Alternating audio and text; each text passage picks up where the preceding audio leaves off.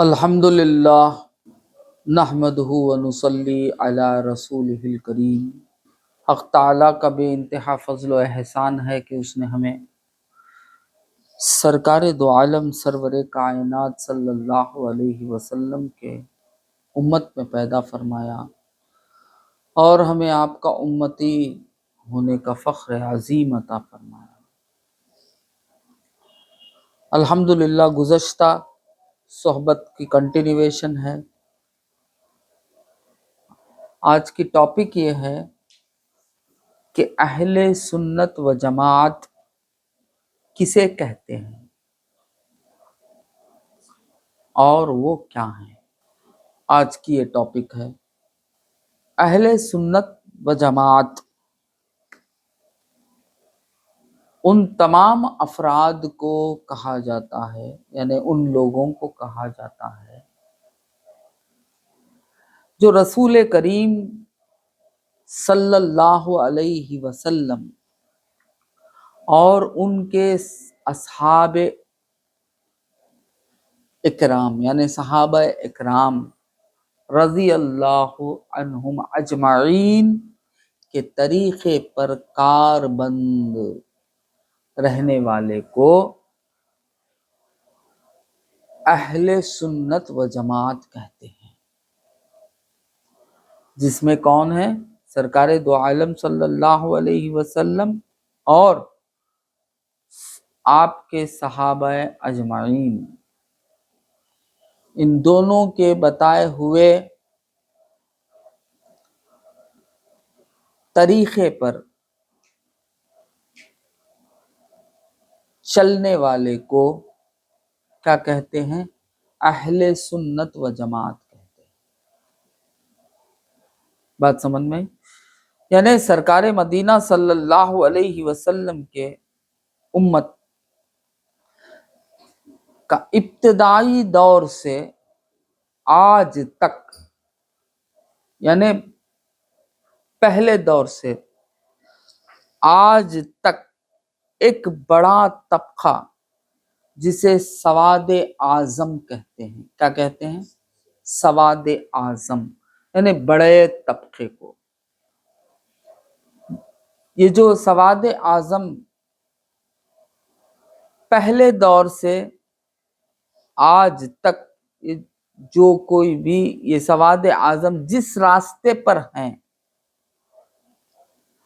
وہ وہی راستہ ہے جس کو زبان رسالت مآب یعنی سرکار دو عالم صلی اللہ علیہ وسلم نے نجات کا راستہ قرار دیا تھا۔ بات سمجھ میں؟ یعنی سرکار دو عالم صلی اللہ علیہ وسلم نے اپنے زبان اقدس سے جس راہ کو، جس راستے کو نجات کا راستہ فرمایا تھا، اس راستے کے راہی کو یعنی اس راستے پر چلنے والوں کو اہل سنت و جماعت کہتے ہیں۔ یعنی اس سے معلوم ہوا کہ خود سرکار مدینہ صلی اللہ علیہ وسلم نے خود یہ بتا دیا، یہ ظاہر کر دیا کہ کون سی جماعت ناجی ہے، یعنی نجات والی ہے۔ خود سرکار مدینہ صلی اللہ علیہ وسلم نے بتا دیا، کیونکہ جس میں سرکار دو عالم صلی اللہ علیہ وسلم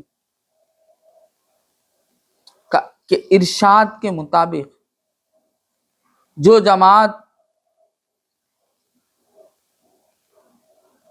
قرآن، سنت اور جماعت صحابہ رضی اللہ عنہم کے راستے کو مضبوطی سے پکڑ کر راستہ چل کر منزل پانے والے کو اہل سنت و جماعت کہتے ہیں۔ بات سمجھ میں؟ سرکار مدینہ صلی اللہ علیہ وسلم اور یعنی تین چیز ہیں جسے اصول ثلاثہ کہتے ہیں. اسے کیا کہتے ہیں؟ اصول ثلاثہ کہتے ہیں، جس میں تین چیزیں، ایک کتاب اللہ، دوسرا سرکار مدینہ صلی اللہ علیہ وسلم کی سنت، تیسرا صحابہ، تمام صحابہ اکرام کے افعال، اقوال، آپ کے اعمال. یہ تینوں کو ملا کر اس کہتے ہیں اصول ثلاثہ. اور جو بھی اس اصول ثلاثہ پر ہوگا وہ اہل سنت و جماعت کہلائے گا. اور جو یہ اصول ثلاثہ سے ہٹ کر ہوگا وہ چاہے کون سی بھی جماعت رہے، اگر اصول ثلاثہ سے ہٹ کر رہے گا تو وہ نقصان والا ہوگا، گمراہ ہوگا، اور وہ جہنمی ہوگا، نجات والا نہیں ہوگا. سرکار مدینہ صلی اللہ علیہ وسلم فرماتے ہیں، ان عبداللہ بن عمر بن عاص رضی اللہ تعالی عنہ قال قال رسول اللہ صلی اللہ علیہ وسلم تفترق امتی علی 73 ملتا کلہم فی النار الا ملتا واحدہ. یعنی سرکار دو عالم صلی اللہ علیہ وسلم فرما رہے ہیں کہ میری امت میں 73 فرقے ہوں گے. کتنے فرقے ہوں گے؟ 73 فرقے ہوں گے. ان 73 فرقوں میں سے ایک فرقہ ہی نجات والا ہوگا، باقی سب فرقے جہنمی ہوں گے، نار والے ہوں گے. یہ سرکار دو عالم صلی اللہ علیہ وسلم کا قول ہے. مشکات شریف میں یہ حدیث ہے. سمجھ میں آیا؟ 73. اور پورے کے پورے 72 فرقے پورے کے پورے کہاں جائیں گے؟ نار کی طرف جائیں گے. اور ایک فرقہ جو ہوگا وہ ناجی ہوگا، نجات والا ہوگا.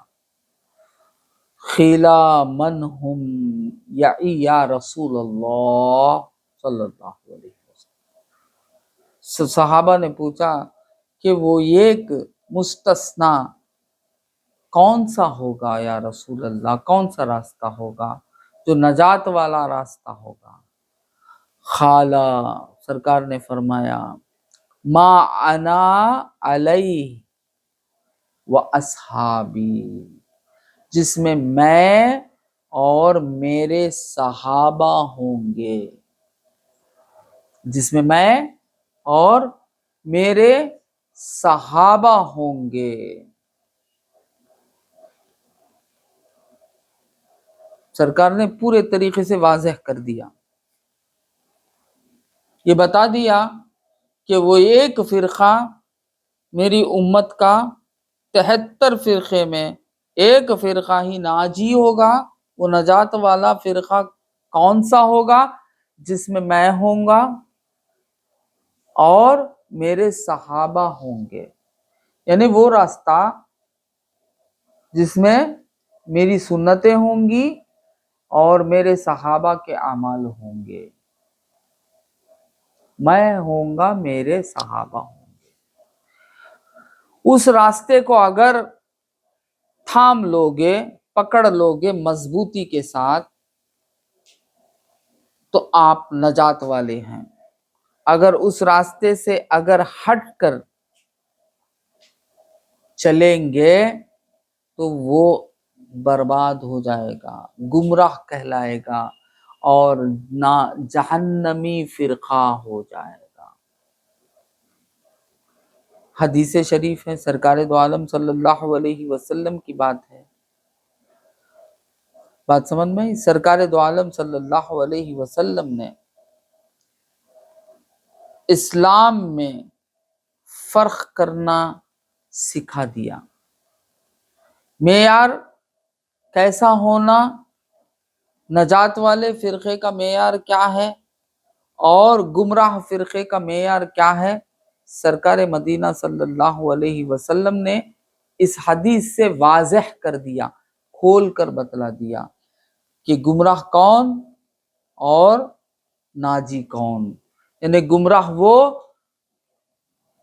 جس میں رسول اور رسول کے صحابہ نہ ہوں جس راستے پر، اور نجات والا کون، نجات والا وہ جس پر رسول اور رسول کے صحابہ ہوں گے، یہ نجات والا راستہ ہے۔ بات سمجھ میں؟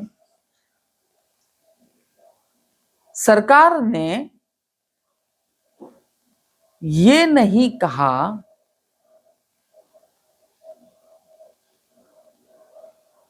وہ راستہ نجات والا ہے، یعنی جب صحابہ نے پوچھا کہ وہ راستہ کون سا ہے جو نجات والا راستہ ہے، تو سرکار دو عالم صلی اللہ علیہ وسلم یہ کہہ دے کہ جو میں نے لایا تھا، جو میں لایا تھا، یعنی شریعت مطہرہ۔ مگر سرکار نے ایسا نہیں کہا، سرکار دو عالم صلی اللہ علیہ وسلم نے شخصیات کو لیا۔ اس کو لیا، شخصیات کو لیا، شخصیتوں کی طرف بتائے۔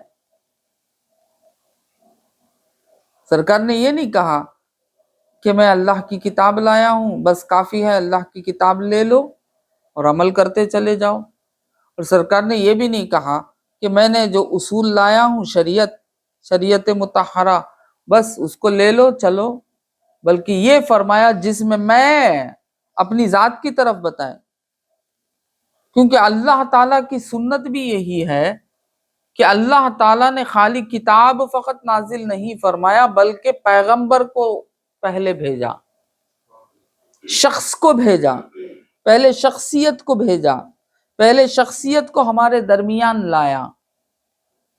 تو معلوم ہوا انسان اگر سیکھ سکتا ہے، شخص سے ہی سیکھ سکتا ہے۔ شخص کس سے سیکھ سکتا ہے؟ شخص سے سیکھ سکتا ہے۔ اللہ تعالیٰ نے اگر انسان ایسے ہی سیکھ لیتا تو خالی قرآن اتار لیتا؟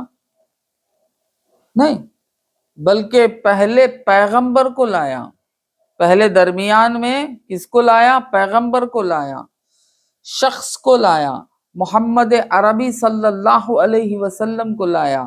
اسی طرح 1,00,000 کم و بیش 1,24,000 انبیاء کو لایا، اتارا، تاکہ انسان کی فطرت بتائی جا رہی ہے کہ انسان کی فطرت یہ ہے کہ وہ کسی اور کو دیکھ کے سیکھتا ہے۔ ایک شخص دوسرے شخص سے ہی علم حاصل کر سکتا ہے، ایک شخص دوسرے شخص کے اعمال کو دیکھ کر ہی اپنے اعمال کو صحیح کرتا ہے۔ اب بچہ ہے، بچے کو آپ وضو سکھاتے ہیں، آپ اسی طرح خالی کتاب دے کے بیٹھ جائیں تو سیکھ نہیں سکتا۔ آپ کو کرنا کیا پڑتا ہے؟ عمل کر کے بتانا پڑتا ہے کہ بابا دیکھو اس طرح وضو کیا جاتا ہے۔ نماز پڑھ کے بتانا پڑتا ہے کہ دیکھو نماز اس طرح پڑھا جاتا ہے۔ جب بچہ وہ دیکھتا ہے پریکٹیکلی، بہت جلدی سیکھ لیتا ہے، بہت جلد اس کے سمجھ میں آ جاتی ہے، اور وہ دیکھ کر عمل کرنے والا، کیونکہ انسان کی فطرت میں یہ ہے کہ جب اسے پریکٹیکل لائی جائے تو دیکھ کر سیکھ لیتا ہے۔ آج بھی دیکھیے ایجوکیشن سسٹم میں، ہر جگہ پریکٹیکل لا لیا گیا۔ ہمارے زمانے میں بھی بہت سارے شعبے ایسے تھے جس میں پریکٹیکل نہیں تھا، جیسا کہ بی کام اٹھا لیں آپ، جس میں پریکٹیکل نہیں تھا، لٹریچر اٹھا لیں جس میں پریکٹیکل نہیں تھا. پریکٹیکل صرف انجینئرنگ میں تھا اور سائنس گروپ میں، یعنی سائنٹسٹ بننے والوں کے پاس تھا، سائنس گروپ میں تھا پریکٹیکل. باقی دوسرے کسی شعبے میں پریکٹیکل نہیں تھا. آج ہر شعبے میں پریکٹیکل لا لیا گیا. بی کام میں بھی پریکٹیکل لا لیا گیا، اکاؤنٹنسی یعنی اس میں بھی پریکٹیکل لا لیا گیا، ہر شعبے میں پریکٹیکل لا لیا گیا. تھیوری کے ساتھ پریکٹیکل کا ہونا ضروری ہو گیا. پریکٹیکل ہی ایک ایسی چیز ہے جو آدمی کو آسانی کے ساتھ آدمی سیکھ سکتا ہے انسان، اور ذہن میں بیٹھ جاتا ہے، بھولتا نہیں ہے. جب ایک آدمی کچھ کرتے ہوئے دیکھ لیتا ہے اور اس سے سیکھتا ہے دیکھ کر، تو آسانی سے سیکھ لیتا ہے. تھیوری سے زیادہ آدمی پریکٹیکل کے ذریعے سے سیکھتا ہے. بات سمجھ میں؟ اسی لیے آج دنیاوی علوم میں ہر شعبے میں پریکٹیکل لا لیا گیا اور پریکٹیکل کو مارکس بھی دے دیا گیا. بات سمجھ میں؟ تو یہاں بھی سرکار دو عالم صلی اللہ علیہ وسلم سے بڑھ کر کون جان سکتے ہیں اللہ تعالیٰ کے مخلوق کو؟ اللہ کی مخلوق کو جاننے والے حضور اقدس صلی اللہ علیہ وسلم سے افضل کون ہے؟ انا من نور اللہ وکل شیء من نوری کی شان رکھنے والے سرکار دو عالم صلی اللہ علیہ وسلم. ہر بندہ اللہ تعالیٰ کا جو بھی ظاہر ہوا ہے سرکار کے نور سے ظاہر ہوا ہے. سرکار دو عالم صلی اللہ علیہ وسلم کا نور اصل ہے مخلوق کی. بات سمجھ میں؟ جو اصل ہے وہ جانتا ہے. ماں باپ جو ہوتے ہیں وہ اصل ہوتے ہیں. اصل جو ہے اپنے بچے کے بارے میں جانتے ہیں، اپنے اولاد کے بارے میں. اصل جو ہے والدین جو ہیں وہ اصل ہوتے ہیں، وہ جانتے ہیں. بات سمجھ میں؟ اصل بہت آسانی کے ساتھ جان لیتے ہیں.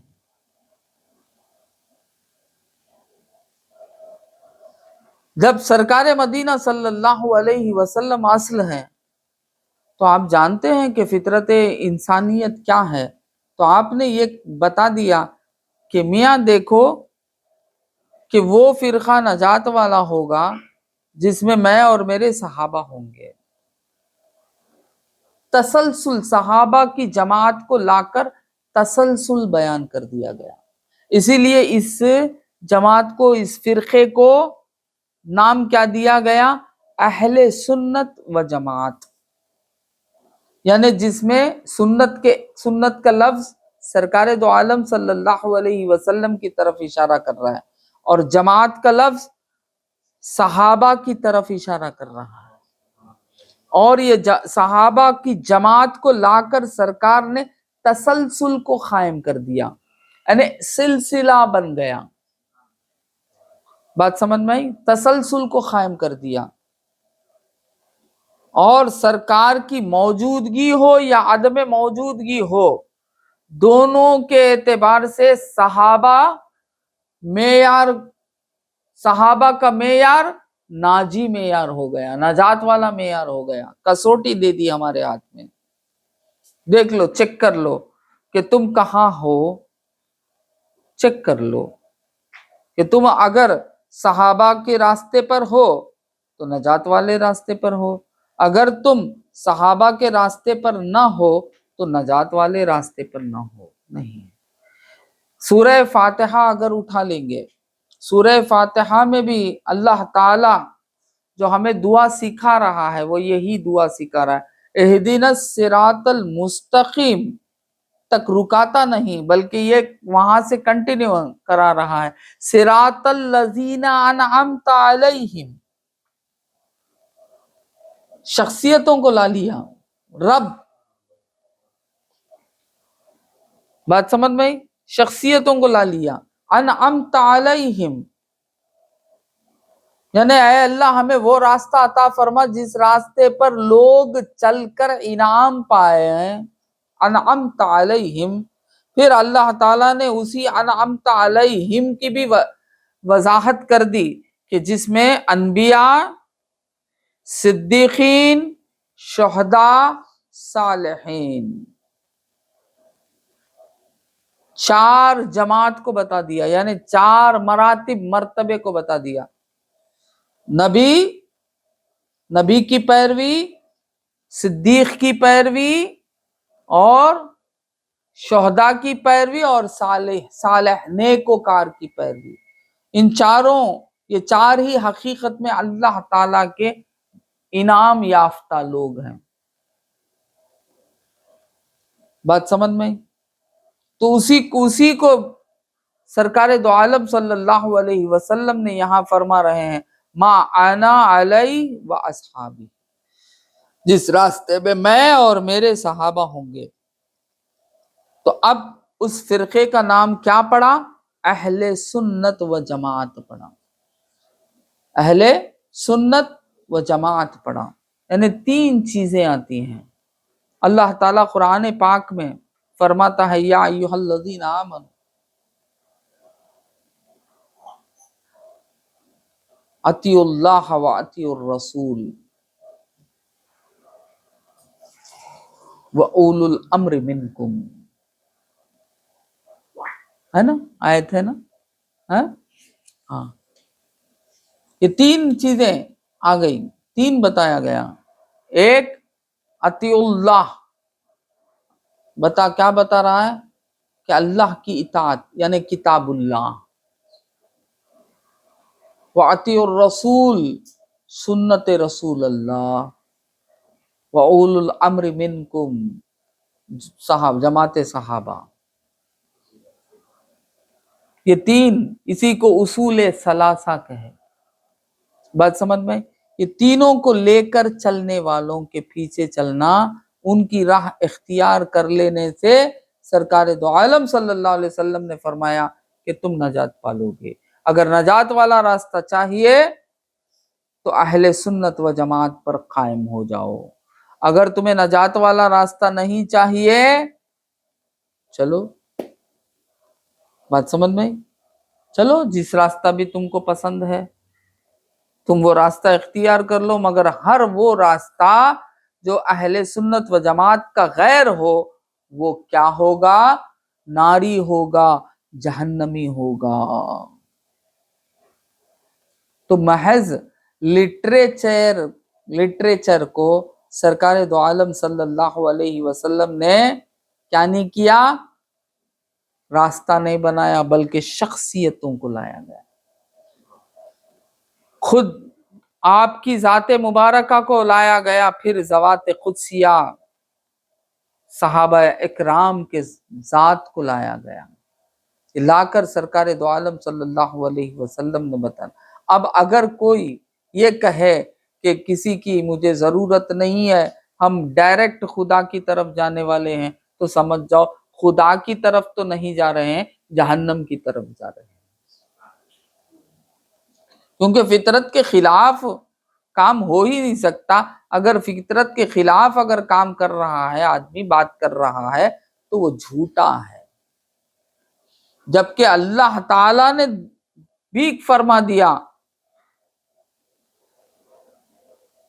اللہ بھی فرما دیا اور اللہ کا رسول بھی فرما دیا کہ شخصیتوں کے پیچھے جاؤ۔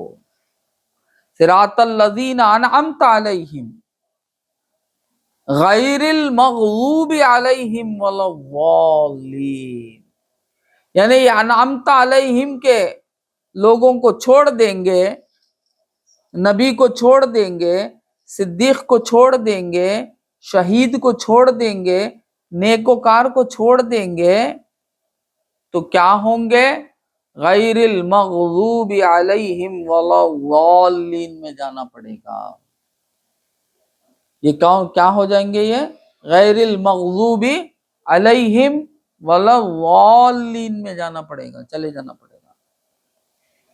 بات سمجھ میں؟ تو معلوم ہو رہا ہے شخصیت افضل ہیں۔ کون افضل ہے؟ شخص افضل ہے۔ لوگ کہتے ہیں ہاں ہم کو کوئی کسی کی ضرورت نہیں ہے، ہمارے پاس ایک ہاتھ میں کتاب ہے، ایک ہاتھ میں احادیث ہیں، بس۔ نہیں، سرکار نے یہ کہا کہ نہیں بابا، ایک ہاتھ میں کتاب ہے تو دوسرے ہاتھ میں اہل بیت کو تھام لو۔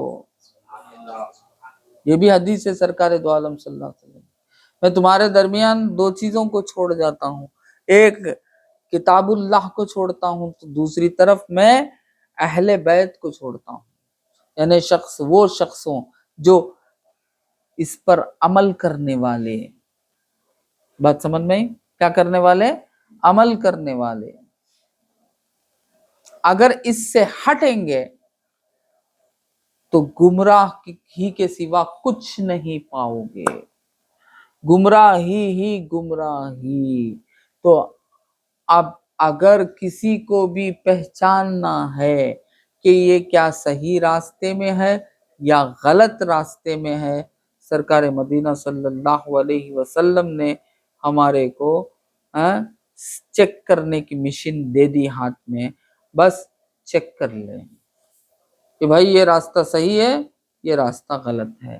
اگر وہ صحابہ اکرام کے اتباع پر ہے قائم تو یاد رکھو وہ صحیح راستے پر قائم ہے۔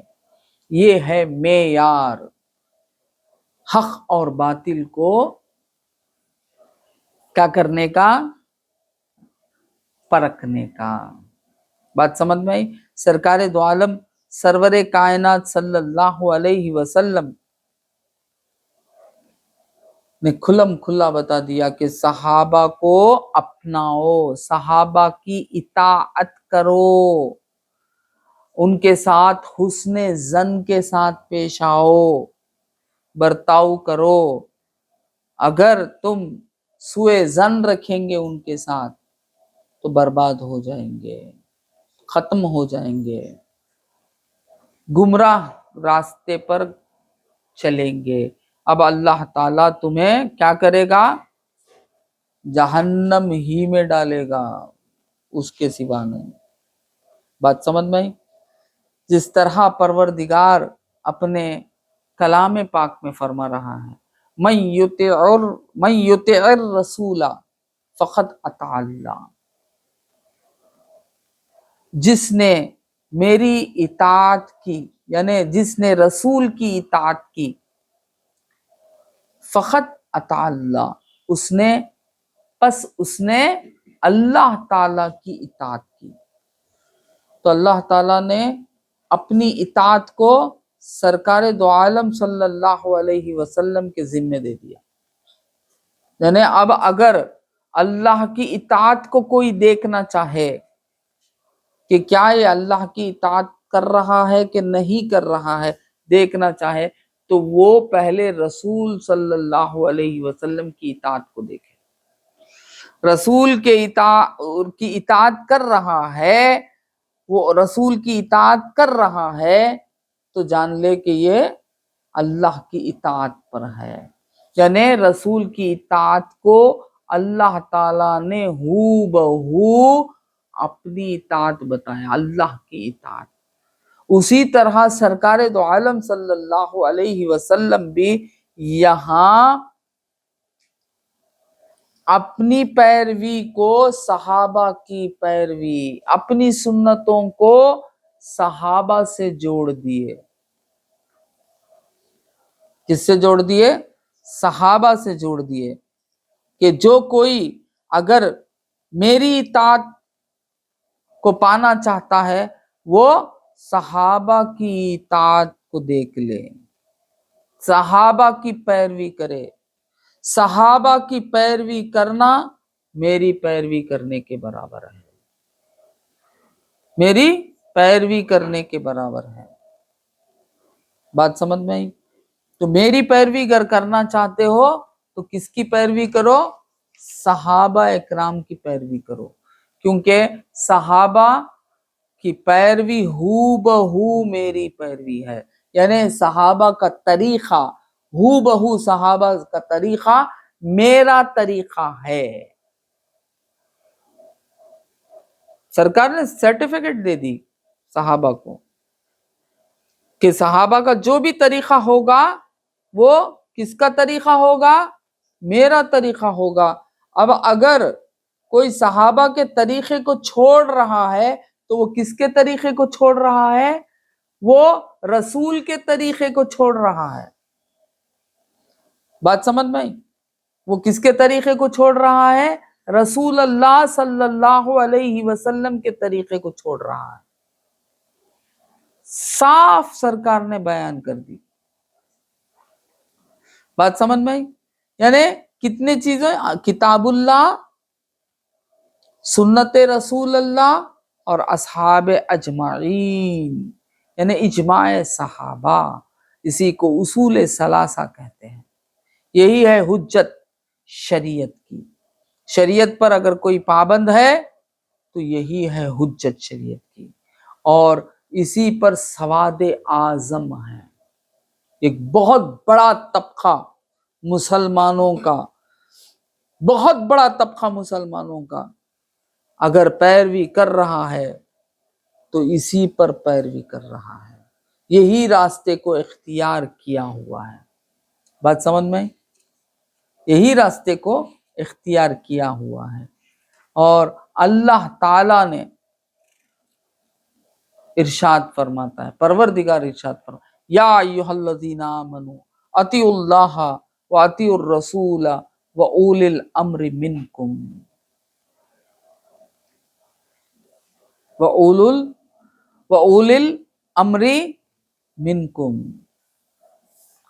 اے ایمان والو، اللہ تعالیٰ فرماتا ہے، اے ایمان والو، اللہ کی اطاعت کرو اور رسول کی اطاعت کرو، اور جو تم میں سے صاحبان امر ہیں ان کی اطاعت کرو. حکم خدا ہے. کیا ہے؟ اللہ تعالیٰ کا حکم ہے. اللہ تعالیٰ کیا فرما رہا ہے؟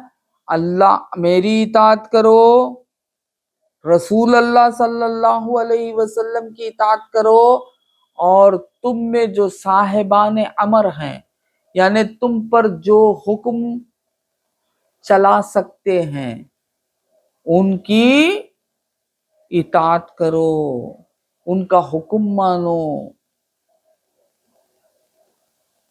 صاف بیان کر دیا، ان کا حکم مانو. اور پھر اسی آیت کا کنٹینیویشن ہے، فَإِن تَنَازَعْتُمْ فِي شَيْءٍ فَرُدُّوهُ إِلَى اللَّهِ وَرَسُولِهِ إِن كُنتُمْ تُؤْمِنُونَ بِاللَّهِ وَالْيَوْمِ الْآخِرِ ذَلِكَ خَيْرٌ وَأَحْسَنُ تَأْوِيلًا. یعنی پھر اگر کسی چیز میں تمہارا اختلاف ہو جائے، یعنی اولو الامر منکم میں اگر تم اختلاف ہو جائے تو اسے اللہ اور رسول کی طرف لوٹا دو، بشرطے کہ تم اللہ اور روز قیامت پر ایمان رکھتے ہو. یہ بہتر ہے اور اس کا انجام سب سے اچھا ہے. اس کا انجام کیا ہے؟ سب سے اچھا ہے. اب اس آیت میں 4 چیزیں بتائی گئی. کتنے؟ 4. ایک، اطیعوا اللہ کہہ کر کتاب اللہ کی طرف اشارہ ہو گیا. پھر اطیعوا الرسول پر سرکار دو عالم صلی اللہ علیہ وسلم کی سنت پر اشارہ ہو گیا. بات سمجھ میں آئی؟ پھر اولی الامر منکم سے مراد اجماع ہے، یعنی ہر زمانے کے علماء حق کی اکثریت، ہر علماء زمانے کی اکثریت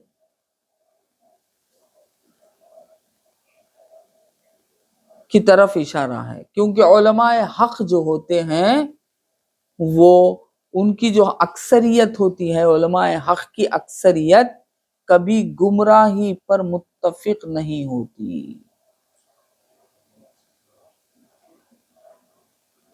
علماء حق جو ہیں ان کی جو اکثریت ہے وہ کبھی گمراہی پر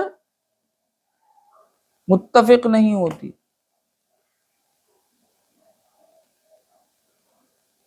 تو یہاں جماعت کو بتا دیا گیا. کس کو بتا دیا گیا؟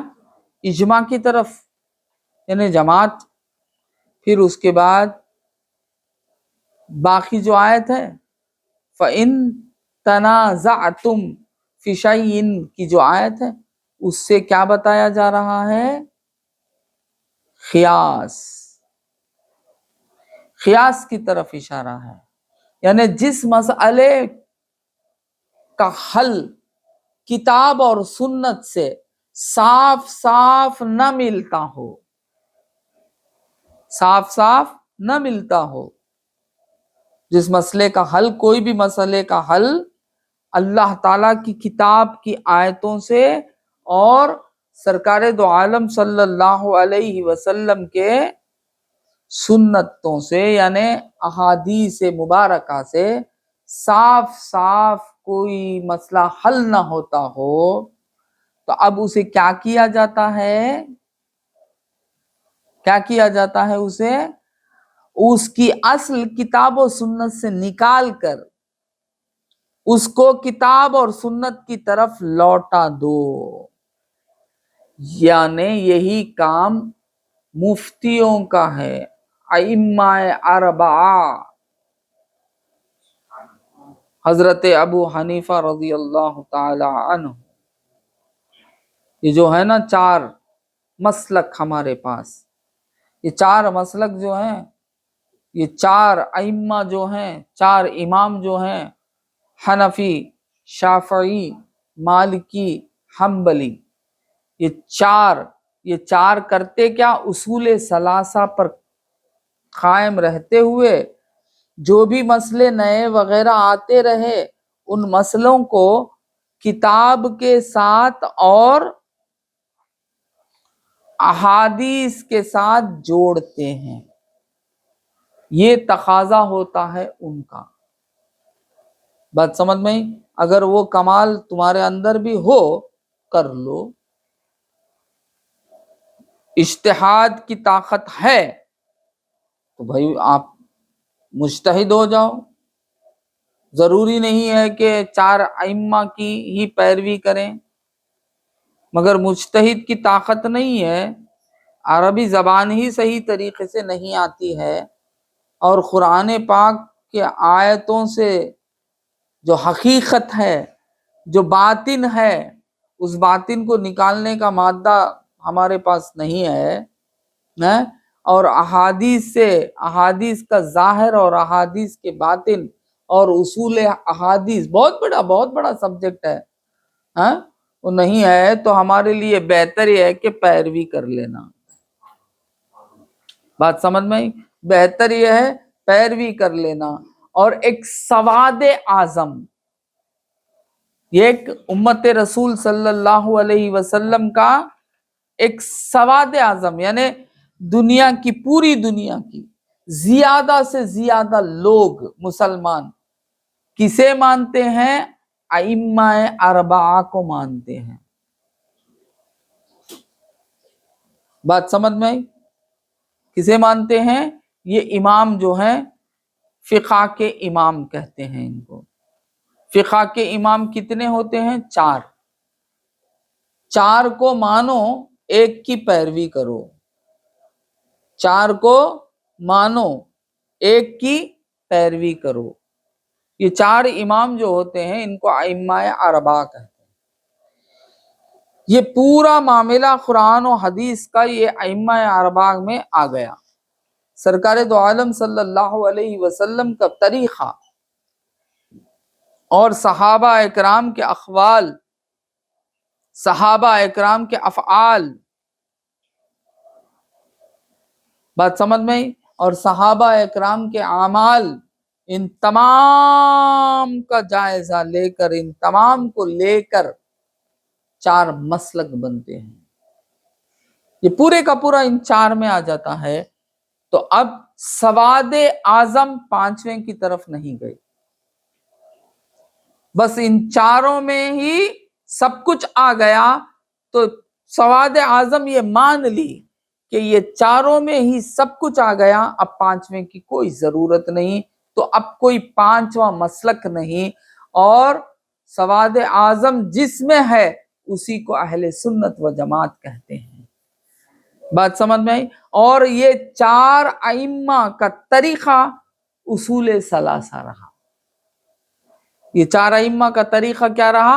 اصول ثلاثہ رہا، یعنی کتاب اللہ، سنت رسول اللہ، اجماع اصحاب، ان تینوں سے ہٹ کر کچھ بھی نہیں رہا، ان تینوں سے ہٹ کر کچھ بھی نہیں رہا۔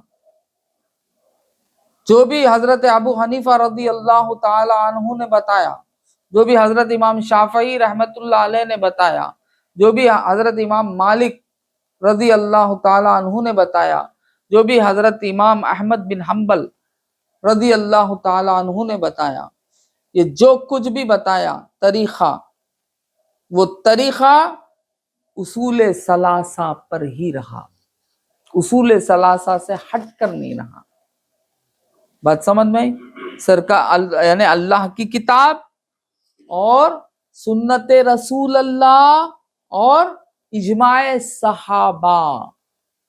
تو اب یہ ائمہ اربعہ کس پر قائم ہیں؟ یہ کون سے راستے کو اختیار کیے ہوئے ہیں؟ یہ اہل سنت و جماعت کے راستے کو اختیار کیے گئے، اور اب ان کی پیروی کرنے والا کون سی جماعت میں شامل ہو گیا؟ اہل سنت و جماعت کے راستے اسے حاصل ہو گیا۔ یہ میرا خالی کہنا نہیں، سواد اعظم کا کہنا ہے۔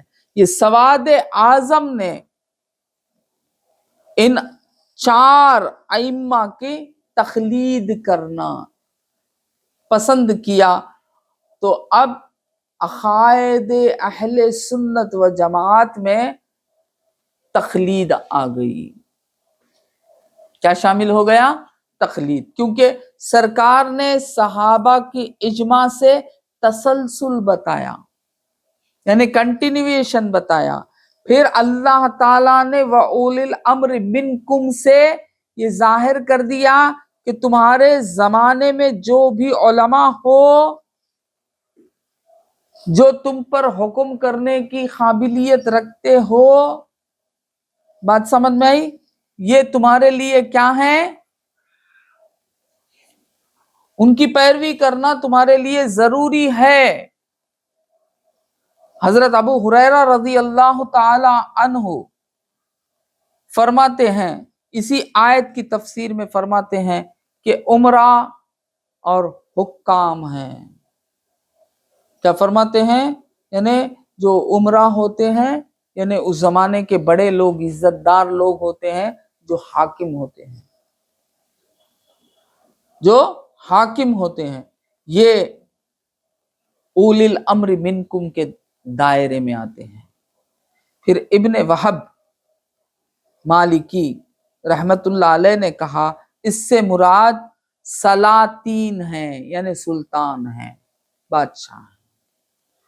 پھر مجاہد نے کہا اس سے مراد اصحاب فقہ، یعنی ائمہ اربعہ، اصحاب فقہ، مفتیان اکرام، مفتیوں کے سردار ہی کو ائمہ اربعہ کہتے ہیں۔ بات سمجھ میں آتی؟ اور حضرت ابن عباس رضی اللہ عنہما نے فرمایا اس سے مراد اہل دین اور اہل فقہ ہیں۔ اہل دین یعنی دین کے کو سمجھنے والے، دین کو جاننے والے، اور اہل فقہ جو فقہ کے اہل ہوتے ہیں، یعنی مفتیان اکرام کی طرف اشارہ فرمایا۔ اور عطا بن صائب یعنی تابعی بزرگیں، انہوں نے فرمایا، انہوں نے مراد لیا کہ صاحبان علم اور اصحاب فقہ ہیں۔ اور حضرت حسن بصری رضی اللہ تعالی عنہ تو حضرت علی کرم اللہ وجہہ کے خلیفہ خاص تابعی بزرگ میں آتے ہیں۔ آپ نے مراد علماء، تو معلوم ہوا کہ علماء کی پیروی کرنا کس کی پیروی کرنا؟ علماء کی پیروی کرنا۔ یہ کہیں گے کہ ہم علماء کو چھوڑ کر چلے جائیں گے، ہم کو کسی کی ضرورت نہیں ہے، ہمارے پاس تو اللہ کی کتاب آ گئی ہے، اللہ کی کتاب آ گئی ہے۔ تو یاد رکھو، اللہ کی کتاب نہیں آئی، اللہ کا کلام آیا۔ ہاں انشاءاللہ اس ٹاپک پر بعد میں بات کروں گا۔ کتاب اللہ نہیں آئی، کلام اللہ آیا۔ ہاں باقی لوگوں کو کتاب اللہ ملی، امت محمد صلی اللہ علیہ وسلم کو کتاب اللہ نہیں، کلام اللہ۔ ہاں کلام اللہ وہ زبان سے ہی آنا ہے، وہ شخص کا ہونا ضروری ہے۔ کلام اللہ، کتاب اللہ آ جاتا تو بات اور ہوتی، جس طرح حضرت موسیٰ علیہ السلام کو اللہ نے 40 دن کوہ طور میں بلا کر ہاتھ میں تختیاں پکڑا دی، کتاب اللہ دے دیا، مگر سرکار دو عالم صلی اللہ علیہ وسلم کو کتاب اللہ نہیں، کلام اللہ۔ سرکار سے بات ہوئی، سرکار اور رب اور اللہ اور محمد الرسول اللہ کی جو باتیں ہیں اسی باتوں کو ہمارے پاس وہ کلام بن کے ایک کتابی شکل میں آ گیا۔ بات سمجھ میں آئی؟ کلام اللہ، کتاب اللہ نے، انشاءاللہ اس پر میں پھر بحث کروں گا۔ اب اس ٹاپک پر قائم رہنے کی کوشش کرتا ہوں کہ یہ کیا ہے، اہل سنت و جماعت ہے۔ تو معلوم کیا ہوا ہم نہ پورے طریقے سے کہ اہل سنت و جماعت ہی وہ راستہ ہے جس راستے پر چلیں گے تو ہمیں کیا ہو جائیں گے، کامیاب ہو جائیں گے۔ بات سمجھ میں آئی؟ کامیاب ہو جائیں گے۔ سرکار دو عالم صلی اللہ علیہ وسلم نے ایک اور جگہ فرمایا، علیکم بسنتی و سنت الخلفاء الراشدین المہدیین تمسکوا بہا وعضوا علیہا بالنواجذ۔ تم لوگ میرے طریقے اور رہنمائی کرنے والے اور راہ یافتہ خلفاء کے طریقے کو لازم پکڑ لو اور اس کو مضبوطی سے تھام لو۔ سرکار دو عالم صلی اللہ علیہ وسلم نے کیا فرمایا، میرے خلفاء جو ہیں، خلفاء راشدین جو ہیں، ان کے طریقے کو، یعنی ان کے اعمال، ان کے اقوال کو سرکار نے سنت بتایا۔ سنتی و سنت الخلفاء راشدین، یعنی صحابہ کے اعمال کو بھی سرکار نے سنت کا درجہ دیا۔ بات سمجھ میں آئی؟ کیوں؟ ہو بہو رہا، سرکار نے جو کیا، جو سرکار نے حکم دیا، جو طریقہ سرکار نے سکھایا، صحابہ ویسا ہی کرنے لگے، ایک بال کے برابر بھی سرکار کے بتائے ہوئے طریقے سے ہٹنے والے نہیں۔ اس جماعت کو ہی صحابہ کی جماعت کہتے ہیں۔ صحابہ کسے کہتے ہیں؟ حکم رسول اللہ کو ایسا ماننے والے، جوں کا تو ماننے والے، سرکار کے طریقے کو جیسا سرکار نے سکھایا ویسا اپنانے والے، یہ جماعت صحابہ کی جماعت ہے۔ تو سرکار نے کہا میری سنت اب کہاں ہے؟ سنت خلفاء راشدین کی سنت بن گئی۔ کس کی سنت بن گئی؟ خلفاء راشدین کی سنت بن گئی، میرے اصحاب کی سنت بن گئی، میرے اصحاب کی سنت بن گئی۔ تو خلفاء راشدین یعنی حضرت ابوبکر صدیق رضی اللہ تعالیٰ، حضرت عمر فاروق رضی اللہ تعالیٰ، حضرت عثمان غنی رضی اللہ تعالیٰ، حضرت علی کرم اللہ وجہ، اور حضرت امام حسن بن علی رضی اللہ تعالی عنہما، یہ اتنے لوگوں کے اعمال کو اتنے لوگوں کے احوال کو سرکار دو عالم صلی اللہ علیہ وسلم نے سنت کا درجہ عطا فرمایا۔ کیا درجہ دیا؟ سنت کا درجہ دیا۔ اللہم صلی علی سیدنا محمد وعلی آل سیدنا محمد بارک وسلم، یہ حجت شریعہ کی حیثیت، اور اس پر چلنے والے کیا ہو گئے؟ اہل سنت و جماعت والے بن گئے۔ اب اس میں کون ہے؟ ائمہ اربعہ ہیں، یعنی حنفی، مالکی، شافعی اور حنبلی، یہ چار مسلک کو جو اختیار کرتا ہے، چار مسلک کو مانتا ہے اور ایک مسلک کو اختیار کرنا ہے، اور ان مسلکوں کو اختیار کر کر ان کی پیروی کرتا ہے، کیونکہ یہ جو ائمہ ہیں یہ ائمہ اصول ثلاثہ پر کھڑے رہنے والے۔ بات سمجھ میں؟ بار بار کہتا ہوں کیونکہ آج گمراہی اسی پر ہے، لوگ آج گمراہی اسی پر ہے۔ آج تو ہر ایک آدمی اپنے آپ کو اہل سنت و جماعت بتاتا ہے۔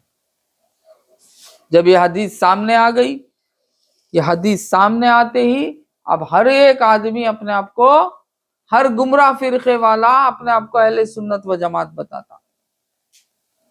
پہلے سے تو وہ تو جھوٹی ہیں، اب بھی ایک جھوٹ اور بول دینے میں کیا ہے فرق پڑتا؟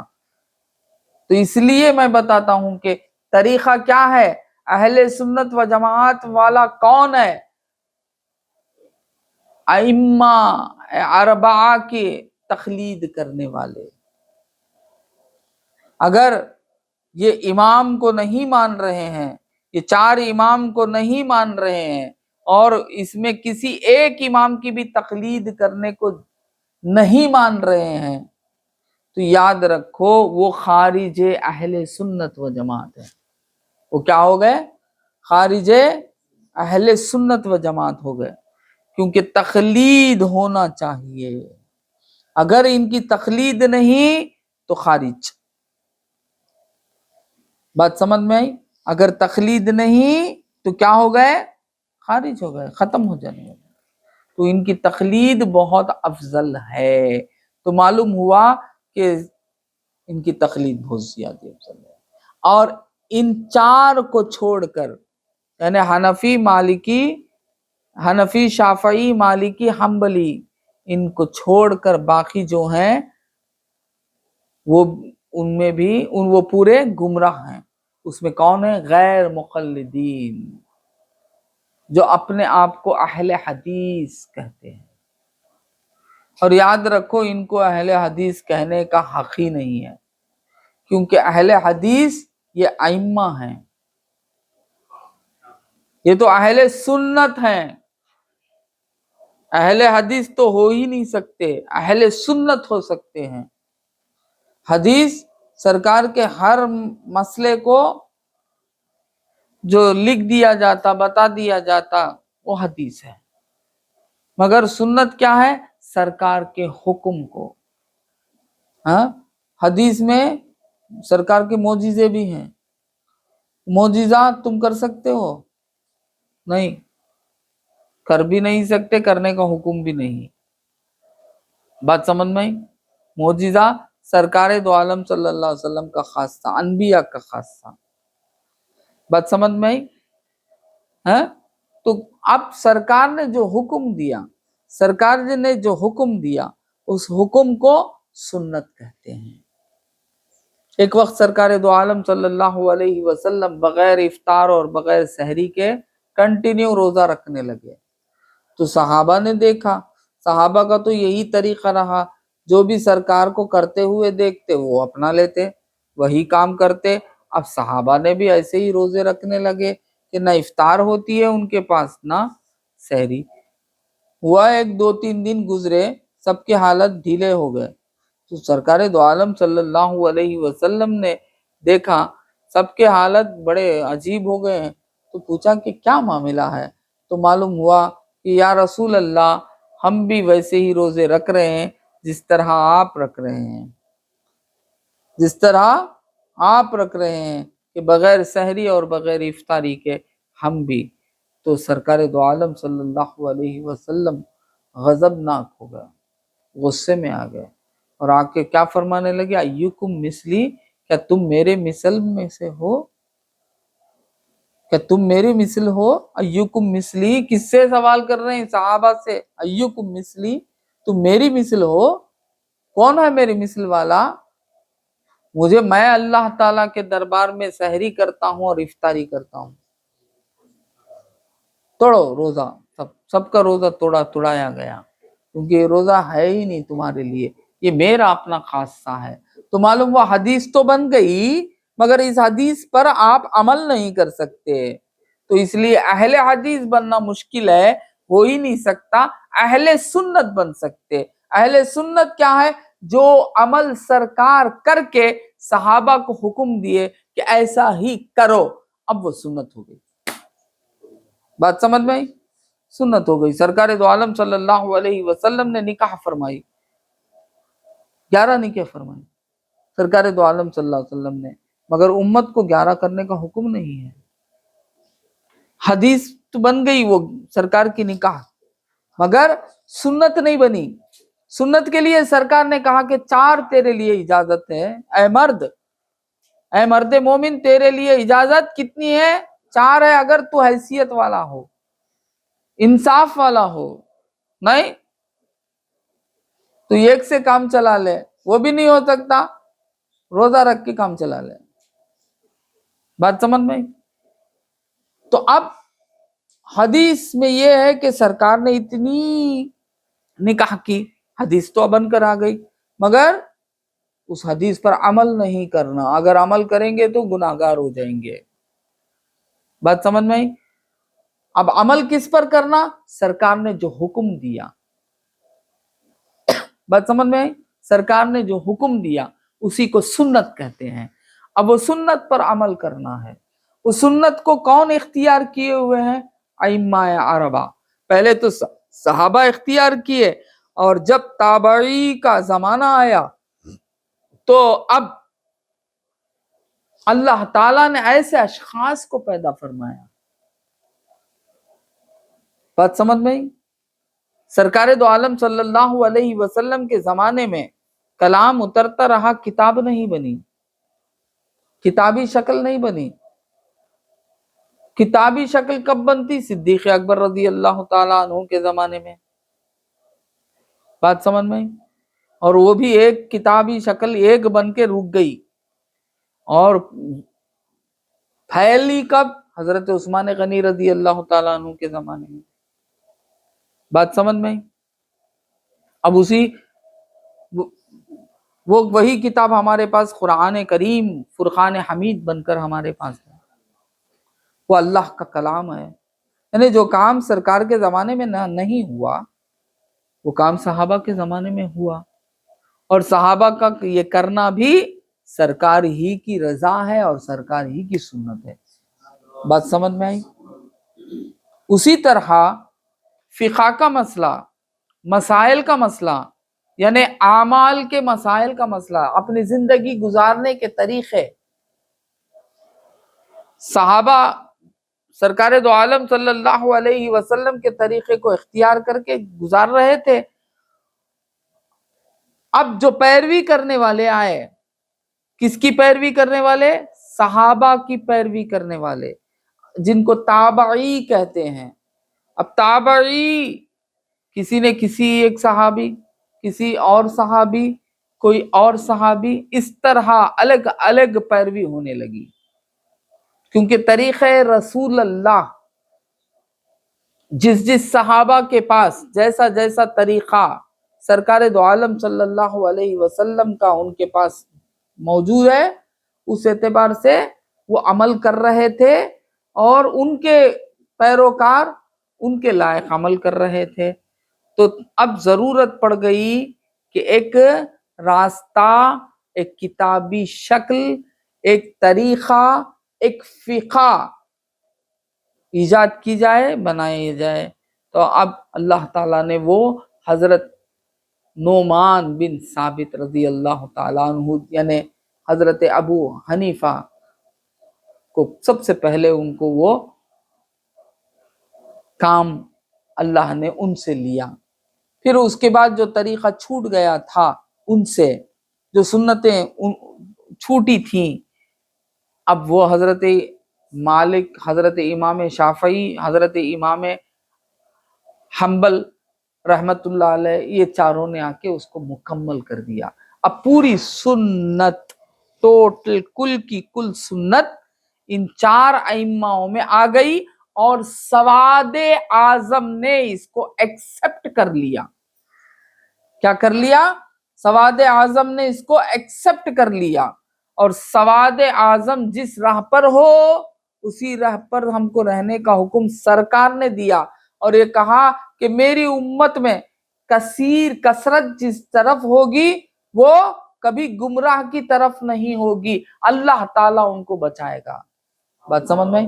وقت میرا ختم ہو گیا ہے، بات تو ابھی بچت ہے، باقی ہے، انشاءاللہ میں آئندہ ہفتہ اسی بات کو کنٹینیو کرنے کی کوشش کروں گا، اور کنٹینیو کروں گا۔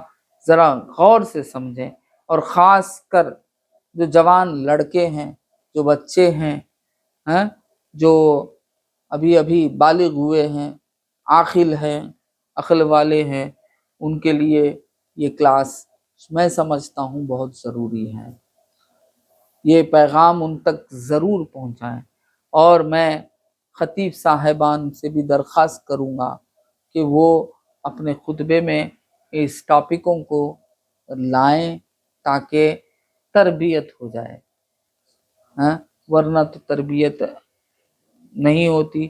اب کئی بچوں کو کچھ بھی معلوم نہیں، مسلکی کیا پوچھے تو معلوم نہیں، حنفی کی شافی کی کہ تو اسے بہت معلوم نہیں، پھر اہل سنت و جماعت کیا وہ بھی معلوم نہیں، کچھ بھی معلوم نہیں۔ اس طرح جینا بیکار ہے، مسلمان کا شیوا نہیں ہے۔ ہر مسلمان کو چاہیے کہ ہر چیز جاننا اس کے لیے فرض ہے۔ بات سمجھ میں؟ علم جو ہے فرض ہے۔ جتنے حد تک اپنی زندگی گزارنا ہے اتنے حد تک علم حاصل کرنا، یعنی دین کا علم حاصل کرنا ہر مرد، ہر عورت، عاقل و بالغ پر فرض ہے، جاننا چاہیے۔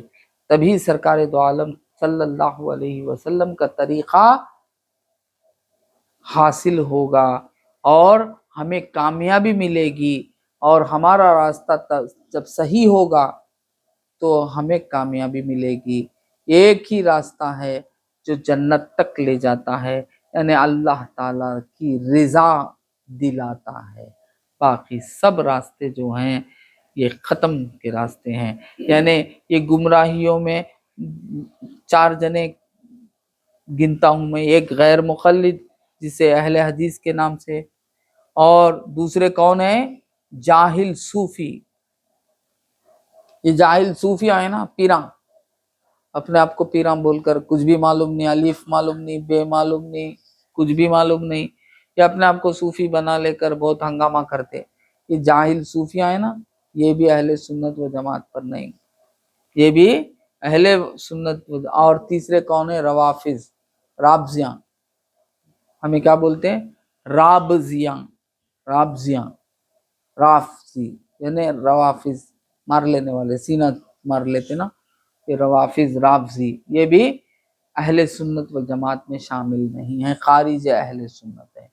اور اس کے بعد اور کون؟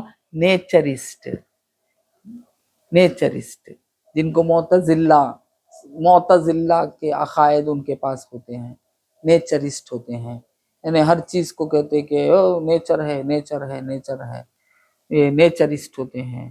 یہ نیچرسٹ جو ہیں یہ بھی خارج اہل سنت و جماعت ہیں، ان کے پلے نہ پڑیں، اگر پڑھیں یہ اہل ہوا ہیں، یعنی خواہش کی پیروی کرنے والے ہیں، اپنی عقلوں سے اسلام کو سمجھنے کی کوشش کر سمجھنے والے، مگر اللہ تعالیٰ نے مذہب اسلام کو اور سرکار دو عالم صلی اللہ علیہ وسلم کے ذریعے سے ہی سمجھنے پر رکھ دیا ہے۔ اللہ نے ویسا بنا دیا، اصول ہی بنا دیا. رسول اللہ کو چھوڑ کر اسلام سمجھیں گا نہیں سمجھ سکتا. پھر رسول اللہ نے کیا بتا دیا، میرے صحابہ کو چھوڑ کر تو اگر اسلام سمجھیں گا تو نہیں. اس طرح تسلسل سلسلہ جاری ہو گیا. اور سرکار نے یہ بھی بتا دیا کہ میرے امت کے علماء جو ہیں وہ انبیاء کے وارث ہیں. میری امت کے علماء جو ہیں وہ کیا ہیں، انبیاء کے وارث ہیں. یہ سواد اعظم میں اصل میں علماء حق ہوتے ہیں جن کی کثرت ہوتی ہے. یہ علماء حق کی کثرت کو ہی حقیقت میں سواد اعظم کہتے ہیں. بات سمجھ میں آئی؟ تو سواد اعظم کی پیروی کرنا افضل ہے. تو میں اس بات کو یہیں ٹکاتا ہوں، یعنی اہل سنت و جماعت پر ہونا. آج ہمیں اہل سنت و جماعت کہنے کے لیے فخر ہی نہیں کرتے، بلکہ ہم کو فخر کرنی چاہیے کہ اللہ تعالیٰ نے ہمیں اہل سنت و جماعت پر قائم رکھا ہے، ناجی فرقہ عطا فرمایا ہے، ناری فرقے سے ہمیں دور رکھا ہے.